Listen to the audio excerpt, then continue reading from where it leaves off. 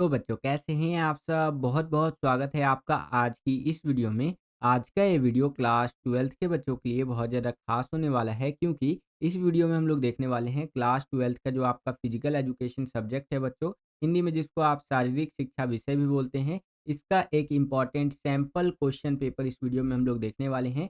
और ये sample paper आपको बहुत ज़्यादा मदद करेगा जो कल यानी कि 12 मार्च, जी हाँ बच्चों, 12 मार्च 2024 को जो आपका फिजिकल एजुकेशन का बोर्ड एग्जाम होने वाला है इसके अंदर, क्योंकि जो भी क्वेश्चंस हम लोग डिस्कस करेंगे इस सैंपल पेपर के अंदर, ये बहुत ज़्यादा इंपॉर्टेंट क्वेश्चंस है बच्चों।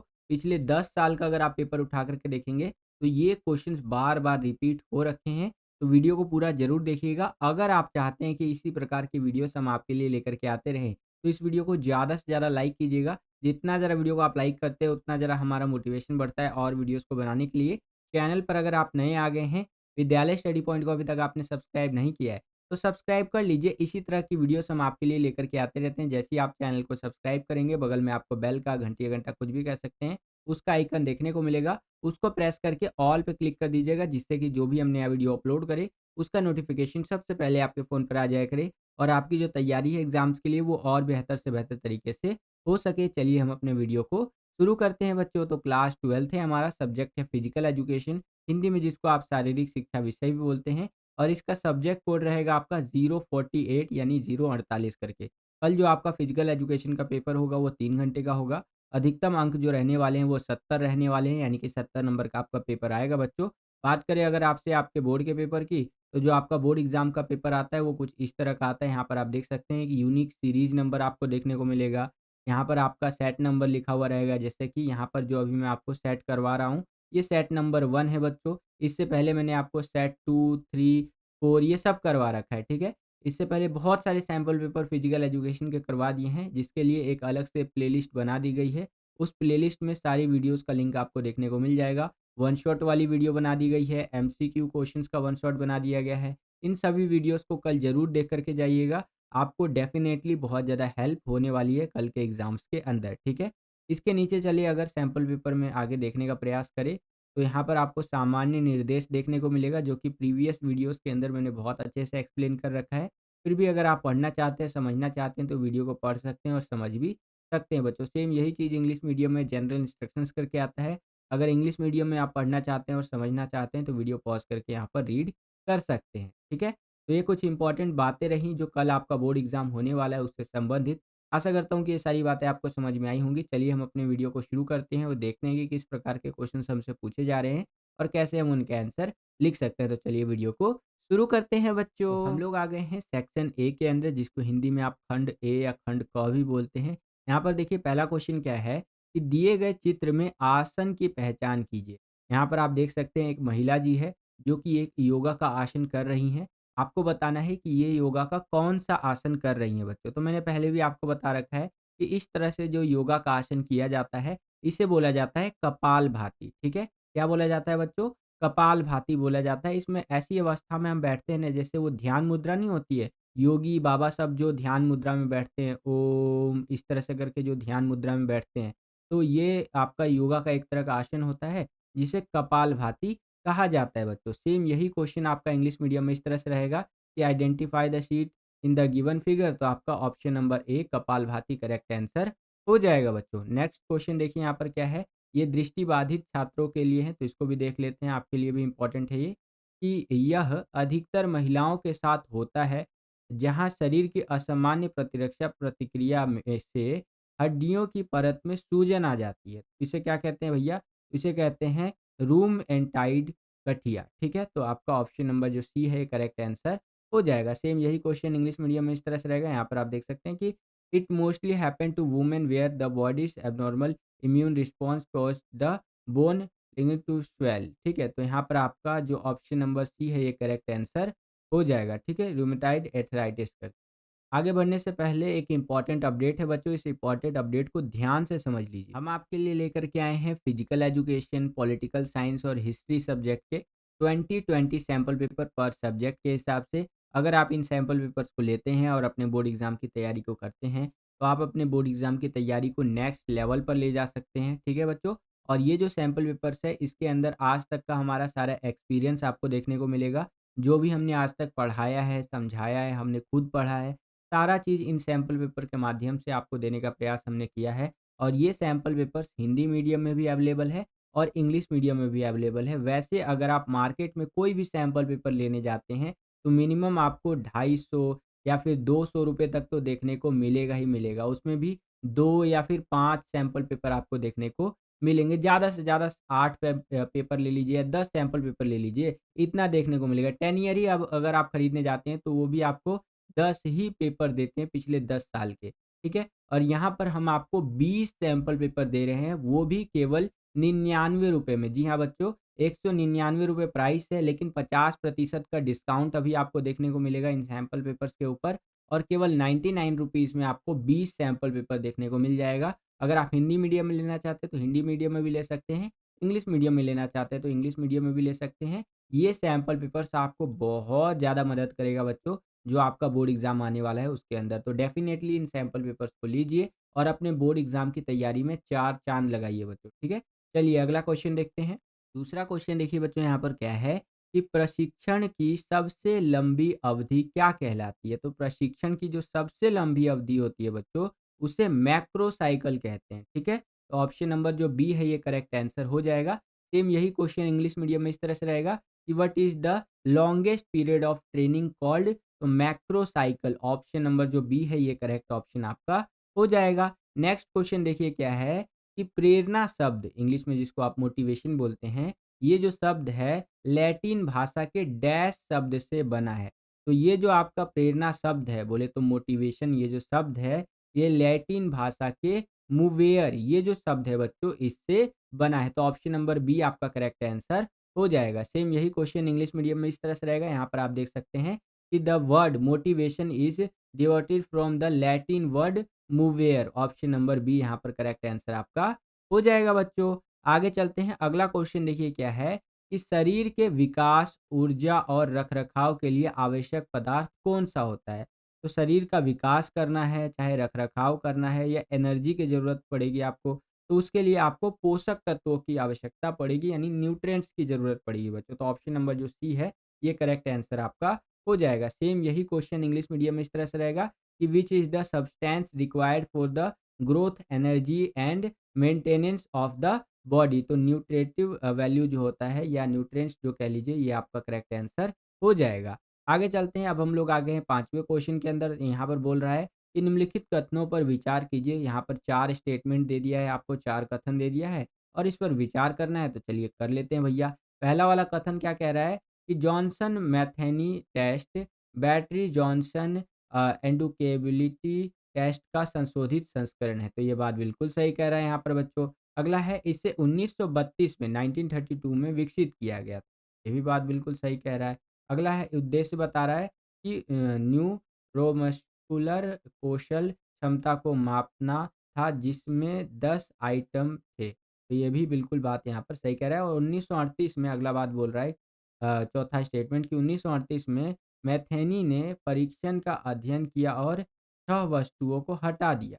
तो ये भी बात बिल्कुल यहाँ पर सही कह रहा है। तो इस हिसाब से आपका ऑप्शन नंबर जो सी है ये करेक्ट आंसर हो जाएगा बच्चों। फर्स्ट, सेकंड, थर्ड और फोर्थ। ठीक है बच्चों। सेम यही क्वेश्चन इंग्लिश मीडियम में इस तरह से रहेगा। ये आप अपनी स्क्रीन पर देख सकते हैं और ऑप्शन नंबर जो सी है आपका यहाँ पर करेक्ट आंसर हो जाएगा बच्चों। आगे चलते हैं। अब हम लोग आ गए हैं छठे क्वेश्चन के अंदर। तो यहाँ पर मिलान करने के लिए कह रहा है, तो चलिए मिलान कर देते हैं भैया। पहला है आपका तंत्रिका तंत्र में परिवर्तन। तो इसका बात करें तो ये हो जाएगा धीमी प्रतिक्रिया समय होता है ये, ठीक है। दूसरा है आपका कार्डियो वैस्कुलर सिस्टम में परिवर्तन। तो इसका हो जाएगा आपका कार्डियक आउटपुट में कमी देखने को मिलती है। तीसरा है आपका इंद्रियों की कार्यक्षमता में हानि हमें देखने को मिलती है। तो उसका हो जाएगा आपका सुनने की शक्ति में कमी। और लास्ट है हमारा यहाँ पर अस्थि घनत्व में परिवर्तन देखने को मिलता है, तो वो कैल्शियम की कमी के कारण, ठीक है। तो इस हिसाब से आप मिलान कर सकते हैं। करेक्ट ऑप्शन की बात करें तो ऑप्शन नंबर जो आपका डी है ये करेक्ट आंसर यहाँ पर हो जाएगा बच्चों। सेम यही क्वेश्चन इंग्लिश मीडियम में इस तरह से रहेगा, ये आप अपनी स्क्रीन पर देख सकते हैं और ऑप्शन नंबर जो आपका डी है ये करेक्ट आंसर आपका हो जाएगा। वीडियो अगर आपको पसंद आ रहा है बच्चों तो वीडियो को लाइक करते चलिए। आपका एक लाइक हमें बहुत ज़्यादा मोटिवेट करता है इसी तरह की वीडियोज़ को बनाने के लिए। आप यूँ भी कह सकते हैं कि आपका एक लाइक हमें हमारा जो मोटिवेशन का लेवल है ना, उसको धरती से चाँद, चाँद से मंगल ग्रह और मंगल ग्रह से वापस धरती पर ले आता है। तो वीडियो को लाइक ज़रूर कीजिएगा। चैनल पर अगर आप नए आ गए हैं, विद्यालय स्टडी पॉइंट को अभी तक आपने सब्सक्राइब नहीं किया है, तो सब्सक्राइब कर लीजिए। इसी तरह की वीडियोज़ हम आपके लिए लेकर के आते रहते हैं। जैसे ही आप चैनल को सब्सक्राइब करेंगे, बगल में आपको बेल का, घंटी या घंटा कुछ भी कह सकते हैं, उसका आइकन देखने को मिलेगा। उसको प्रेस करके ऑल पे क्लिक कर दीजिएगा, जिससे कि जो भी हम नया वीडियो अपलोड करें, उसका नोटिफ़िकेशन सबसे पहले आपके फ़ोन पर आ जाया करे और आपकी जो तैयारी है एग्ज़ाम्स के लिए, वो और भी बेहतर से बेहतर तरीके से हो सके। नेक्स्ट क्वेश्चन देखिए, यहाँ पर 7वां क्वेश्चन क्या है कि यह उन सभी प्रक्रियाओं को संदर्भित करता है, जो नेता सफलता की निगरानी के लिए बनाते हैं। ठीक है जी। इसमें प्रदर्शन मानकों को स्थापित करना, वास्तविक प्रदर्शन को मापना और अनियमितताओं की तुलना करना शामिल होता है। तो इसे क्या कहते हैं बच्चों? तो इसे कहते हैं नियंत्रण, यानी कि कंट्रोल बच्चों। तो ऑप्शन नंबर जो बी है, ये आपका करेक्ट आंसर हो जाएगा। सेम यही क्वेश्चन आपका इंग्लिश मीडियम में इस तरह से रहेगा, ये आप अपनी स्क्रीन पर देख सकते हैं और ऑप्शन नंबर बी आपका करेक्ट आंसर हो जाएगा बच्चों। आगे चलते हैं। 8वां क्वेश्चन देखिए क्या है कि निम्नलिखित में से कौन-सा अस्थिभंग नहीं है?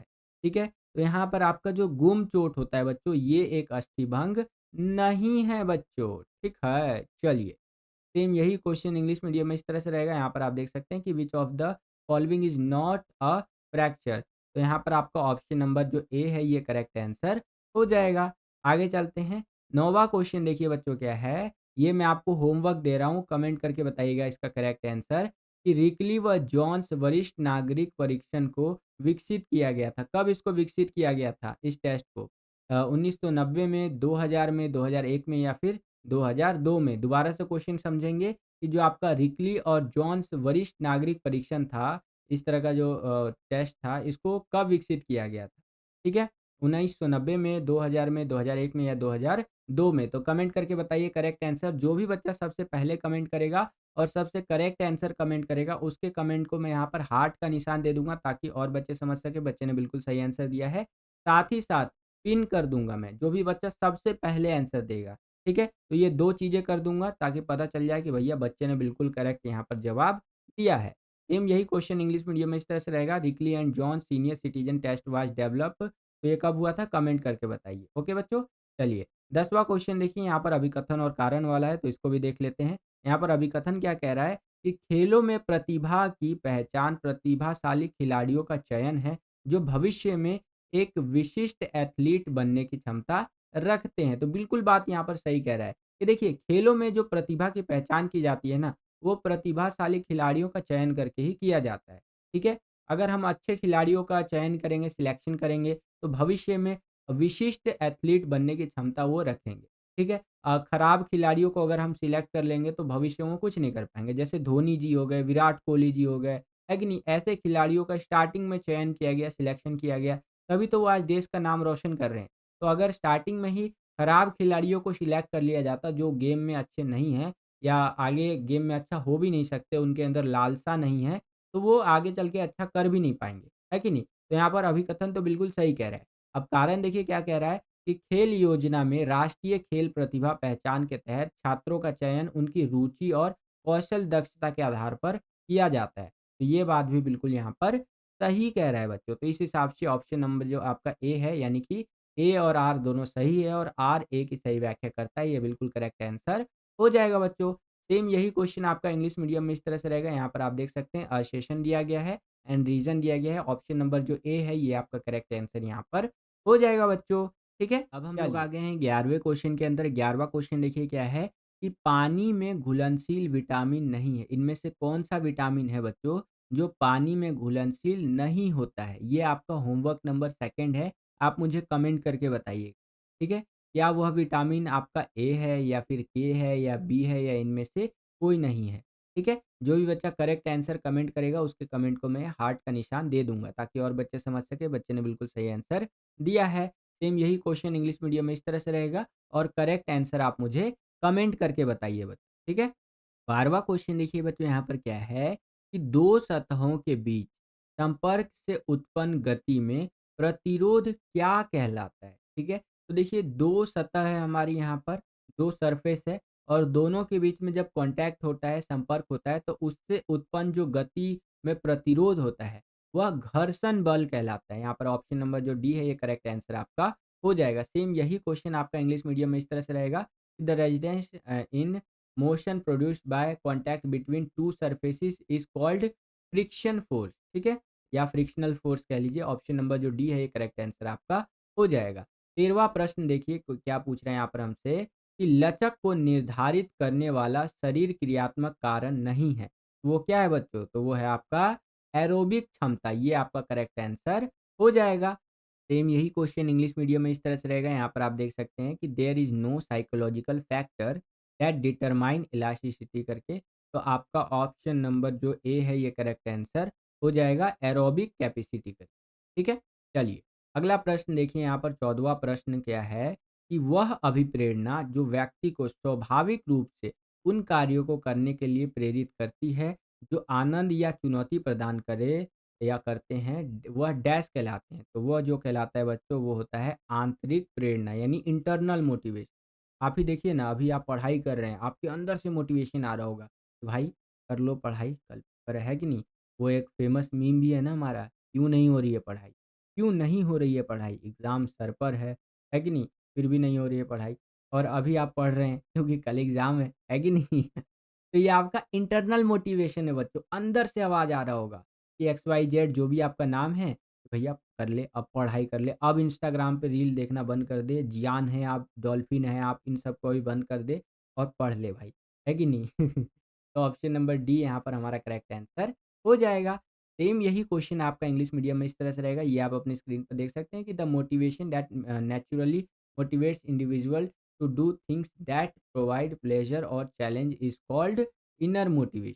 ठीक है? चलिए, अगला क्वेश्चन देखते हैं यहाँ पर 15वां क्वेश्चन। काफ़ी इंटरेस्टिंग क्वेश्चन है। देखिए क्या है कि मुझे जीतने दो, लेकिन यदि मैं जीत नहीं सकता तो मुझे प्रयास में बहादुर होने दो। यह शपथ किन खेलों में ली जाती है? तो ये जो शपथ है बच्चों कि मुझे जीतने दो, अगर मैं जीत नहीं सकता, मुझे कम से कम प्रयास तो करने दो। ये जो शपथ है बच्चों, विशेष ओलंपिक भारत जो खेलें होती हैं, इसके अंदर ली जाती है। सेम यही क्वेश्चन आपका इंग्लिश मीडियम में इस तरह से रहेगा। यहाँ पर आप देख सकते हैं कि let me win but if I can not win let me be brave in the effort in which game is this और टेकन। तो आपका special Olympic India correct answer हो जाएगा। नेक्स्ट क्वेश्चन देखते हैं। 16वां क्वेश्चन क्या है कि आपके दोस्त राहुल को मधुमेह हो गया है। आपका जो दोस्त राहुल है उसको डायबिटीज़ यानी कि मधुमेह हो गया है, लेकिन आपको यह किस लक्षण द्वारा जो है पता चलेगा कि उसे मधुमेह है? ठीक है, आपके दोस्त को हो गया है मधुमेह, लेकिन आपको कैसे पता चलेगा कि उसको मधुमेह हो गया है? ठीक है, तो आंसर होगा आपका कि वो जल्दी थक जाएगा तथा बहुत ज़्यादा उसको प्यास लगता है, तो भैया ये मधुमेह का लक्षण है। धुंधला दिखाई देता है, गुर्दा खराब होता है, तो ये भी मधुमेह का लक्षण है। वज़न का घटना और पेशाब का बार-बार आना, ये भी मधुमेह का लक्षण है बच्चों, है कि नहीं? तो ऑप्शन नंबर जो डी है कि उपरोक्त सभी, ये आपका करेक्ट आंसर हो जाएगा। सेम यही क्वेश्चन आपका इंग्लिश मीडियम में इस तरह से रहेगा, your friend Rahul got diabetes but why what symptoms will you know that he has diabetes. ठीक है, तो इस तरह से रहेगा आंसर। यहाँ पर आप देख सकते हैं ऑप्शन नंबर जो डी है ये करेक्ट आंसर आपका हो जाएगा बच्चों। आगे चलते हैं। अब हम लोग आ गए हैं 17वें क्वेश्चन के अंदर। यहाँ पर देखिए क्या है कि किस आसन संबंधी विकृति में रीढ़ की हड्डियाँ टी या फिर एस आकार बना लेती है? कौन सा आसन से संबंधित हमारा विकृति होता है जिसके अंदर जो हमारा रीढ़ का हड्डी होता है, जिसे बैक बोन भी कहते हैं, और शरीर का मेन हड्डी होता है बच्चों, वो सी आकार का या एस आकार का ये बन जाता है। तो यहाँ पर जो आपका करेक्ट आंसर हो जाएगा वो हो जाएगा स्कॉलोसिस। ठीक है, तो ये बी वाला ऑप्शन आपका करेक्ट आंसर हो जाएगा।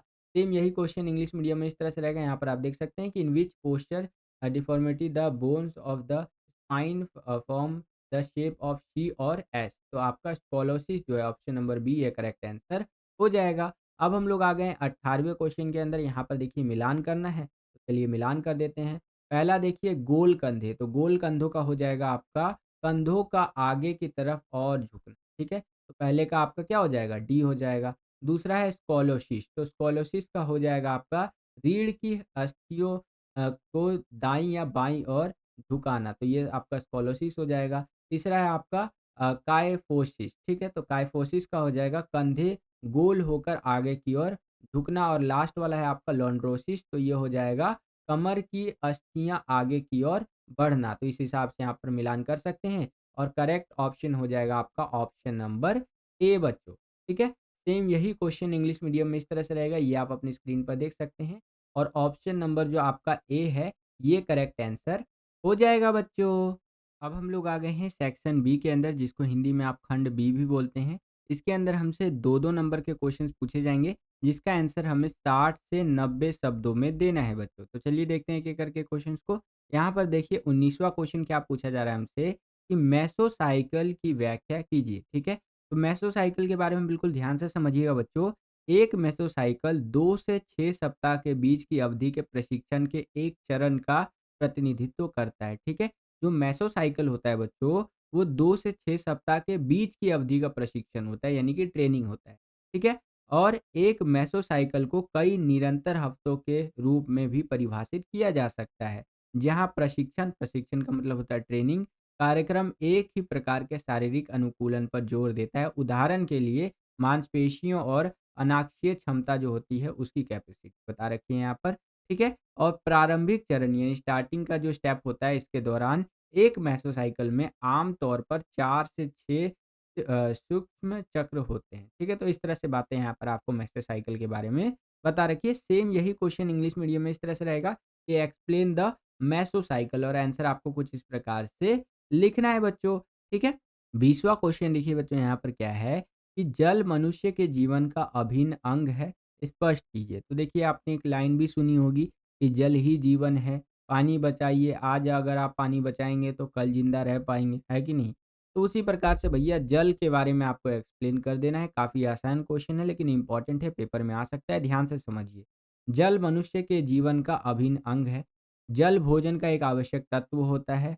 हमारे शरीर का लगभग 70% भाग जल से ही बना होता है।